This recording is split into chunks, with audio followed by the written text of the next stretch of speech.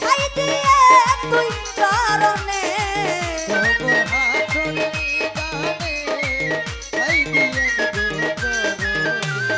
বাবার হাসন মির্জানা